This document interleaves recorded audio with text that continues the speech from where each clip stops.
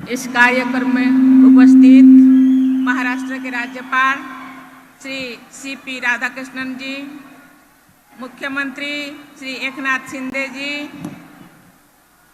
केंद्रीय सामाजिक न्याय और अधिकारिता राज्य मंत्री श्री रामदास आठवले जी, उप मुख्यमंत्री श्री देवेंद्र फडणवीस जी, महाराष्ट्र सरकार में मंत्री श्री गिरीश महाजन जी, श्री संजय वनसडे जी, श्रीमती अदिति तटकरे जी, सभी सांसदगण, विधायकगण, गणमान्य अतिथियों,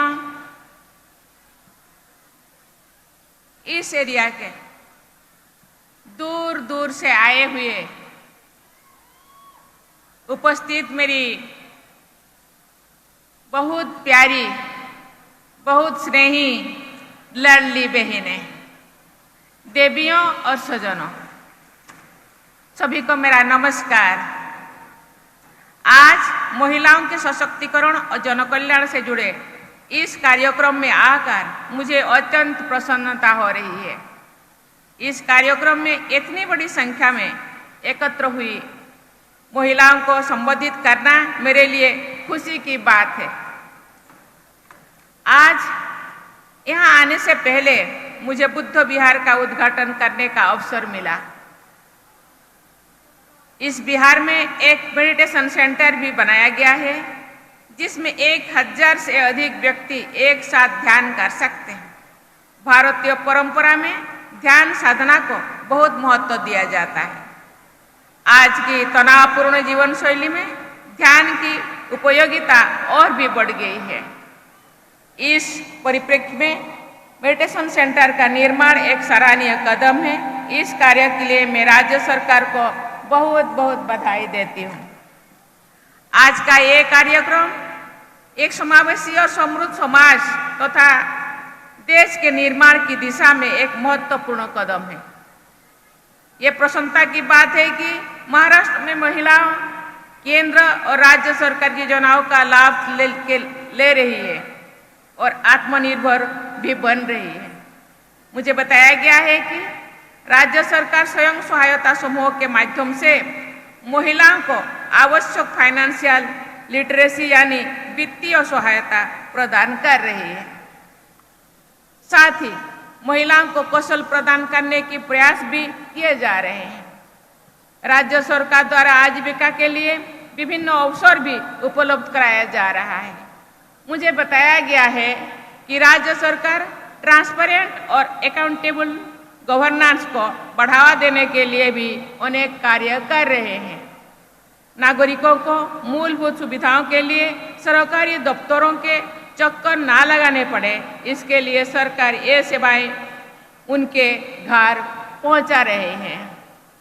देवियों और सज्जनों, महिलाओं के आर्थिक विकास 2 आयाम हैं, आर्थिक समावेश और आर्थिक सशक्तिकरण।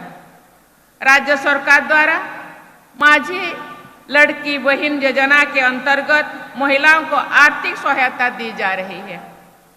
बैंकों में खाते खुलने से महिलाओं की आर्थिक प्रक्रिया में भागीदार भी बनती है। ये उल्लेखनीय है कि देश में 53 करोड़ से अधिक जनधन योजना में से लगभग 30 करोड़ से अधिक खाते महिलाओं के हैं।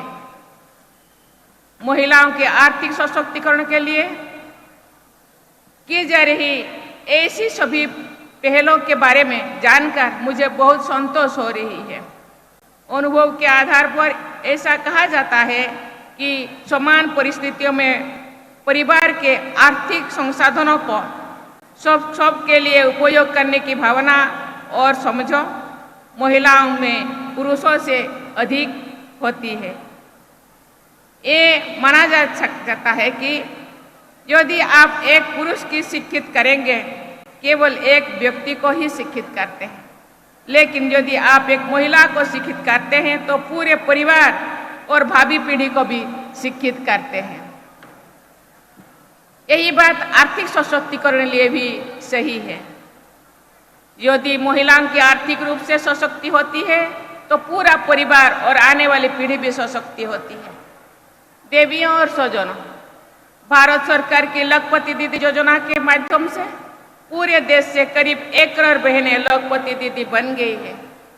वे अपने परिवार के लिए निर्णय ले रही हैं और अन्य महिलाओं को भी आत्मनिर्भर बनने में के लिए प्रेरित कर रही है। भारत सरकार ने बहनों की इस प्रगति को देखते हुए लखपति दीदी योजना का लक्ष्य 2 करोड़ से बढ़ाकर 3 करोड़ कर दिया है। ये सराहनीय है कि महाराष्ट्र सरकार ने स्वयं सहायता समूह की 25 लाख बहनों को लखपति दीदी बनाने का लक्ष्य तय किया है। मुझे ये जानकर खुशी हो रही है कि अभी तक महाराष्ट्र में 13 लाख बहनें लखपति दीदी बन चुकी हैं। लखपति दीदी पहल के द्वारा अनेक महिलाओं के बढ़ते आत्मविश्वास, जागरूकता और नवचेतना के उदाहरण सामने आ रहा है। ये सराहनीय है कि राज्य सरकार महिलाओं के स्वास्थ्य और पोषण की सुनिश्चित करने के लिए भी अनेक कदम उठा रहे हैं। ये देखा जाता है कि प्रायः माताएं और बहनें परिवार के स्वास्थ्य का ध्यान तो देती है, लेकिन अपने भोजन और स्वास्थ्य का ध्यान नहीं रखती है। मैं सभी बहनों से कहना चाहूँगी कि आप सब अपने स्वास्थ्य पर भी जरूर ध्यान दें। बच्चों और परिवार की देखभाल करने में अपने स्वास्थ्य को अनदेखा नहीं करना है। आपको अपने और अपने परिवार के अच्छे भविष्य के लिए भी अपने स्वास्थ्य का ध्यान रखना होगा। देवियों और स्वजनों, देश के इतिहास में महाराष्ट्र की महिलाओं के नाम स्वर्णाक्षर में अंकित है। वीर माता जिजाबाई ने शिवाजी महाराज को सदा मातृभूमि की सेवा व जन कल्याण के लिए समर्पित रखने के लिए प्रेरणा दी थी। सावित्रीबाई फुले ने महिलाओं के अधिकारों की रक्षा के लिए संघर्ष किया और लड़कियों की शिक्षा के लिए अनेक कदम उठाए थे। संत बहिराबाई इसी भूमि की एक महान संत थी, जो बहुत कम आयु से ही भगवान की भक्ति में लीन रहती थी। महान कवयित्री बनियाबाई चौधरी, जिन्होंने मानव समाज विशेषकर महिलाओं के जीवन का चित्रण करने वाली कविताएं लिखी, वे भी इसी धरती की बेटी थी। मैं सिंधुताई सोपकाल का विशेष उल्लेख करना चाहूंगी। उन्होंने सड़कों पर रहने वाले कई बच्चों को गोद लिए, हजारों अनाथ बच्चों की मां बनी। ऐसे महान माताओं के प्रेरणा लेकर हमारी सभी बहनें निरंतर आगे बढ़ेगी और देश की विकास गाथा लिखेगी, ये मेरी विश्वास है। देवियों और स्वजनों, भारत सरकार के एक आकलन के अनुसार पिछले कुछ वर्षों में महिलाओं की वर्कफोर्स में भागीदारी में प्रभावशाली वृद्धि हुई है। सरकार की मदद और आत्मविश्वास के साथ आप महिलाएं हर क्षेत्रों में योगदान दे रहे हैं। इस पर अभी और काम करने की जरूरत है, ताकि महिलाओं की सक्रिय भागीदारी को और बढ़ावा मिल सके। महिलाओं की इस भागीदारी को बढ़ाने में स्वयं सहायता समूह की महत्वपूर्ण भूमिका है। मैं सभी पुरुषों से भी कहना चाहूंगी कि आप सबका एक कर्तव्य है कि आप महिलाओं की क्षमता को पहचान कर उनके सपनों का साकार करने में उन्हें पूरा सहयोग करें। हर एक बेटी अपने रास्ते की बाधाओं को पार करके कठिनाई से जुटते हुए अपने लक्ष्य तक पहुंची है। उनके आगे बढ़ने में पैदा की गई कोई भी रुकावट समाज और देश के विकास की गति को भी कम कर देती है। हमारी संस्कृति में देश को मातृभूमि कहा जाता है। इस प्रकार भारत में महिलाओं का सम्मान करना और उनको सहयोग करना तो हमारी संस्कृति का अभिन्न हिस्सा है। ये प्रत्येक परिवार के जीवन मूल्यों में भी दिखाई देना चाहिए। देवियों और स्वजनों, देश और समाज के उज्जवल भविष्य के लिए युवक युवतियों के औपचारिक शिक्षा के साथ साथ कौशल और आत्मविश्वास भी होना चाहिए। मुझे बताया गया है कि महाराष्ट्र सरकार ने उद्यमियों के सहयोग से युवाओं के प्रशिक्षण की व्यवस्था की है। हमारे बेटे बेटियां ज्ञान, कौशल और अनुभव अर्जित करने के साथ साथ पैसे भी कमा पाएंगे तो निश्चित रूप से अधिक आत्मविश्वास से जीवन में आगे बढ़ेंगे। राज्य सरकार युवाओं के लिए इस दिशा में प्रयास कर रही है, ये सराहनीय है।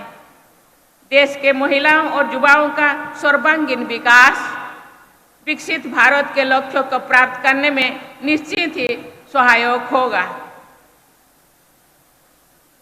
अंत में यहाँ आए हुए बहनों से मैं कहना चाहूंगी, बहनें ये देश का अभिन्न अंग है।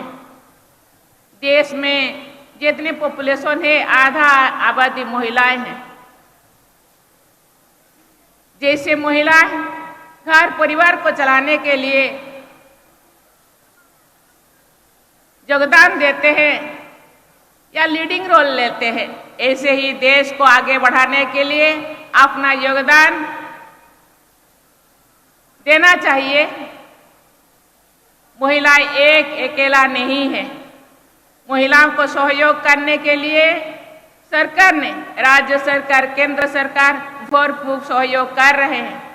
महिलाओं के सामाजिक विकास, आर्थिक विकास, शैक्षणिक विकास और आत्मिक विकास के लिए उनका जो सहयोग, उसका भरपूर फायदा उठाना चाहिए और खुद का विकसित करने, खुद आत्मनिर्भर होने के साथ साथ पूरा देश को, पूरा राज्य को भी विकास करने में अपना योगदान दे।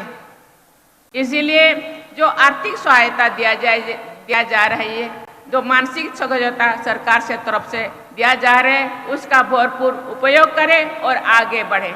आप आगे बढ़ेंगे तो देश आगे बढ़ेगा। अंत में आप सबके उज्जवल भविष्य की मैं कामना करती हूँ और आप सबको गणेश चतुर्थी के पर्व को श्रद्धा और उत्साह से मनाने की शुभकामनाएं देती हूँ, क्योंकि गणेश चतुर्थी, गणेश पर्व महाराष्ट्र के एक मुख्य पर्व है। इस त्योहार के लिए आपको बहुत बहुत अग्रिम शुभकामनाएं। बहुत बहुत धन्यवाद। जय हिंद, जय भारत, जय महाराष्ट्र, जय नारी शक्ती। एबीपी माझा, उघडा डोळे बघा नीट।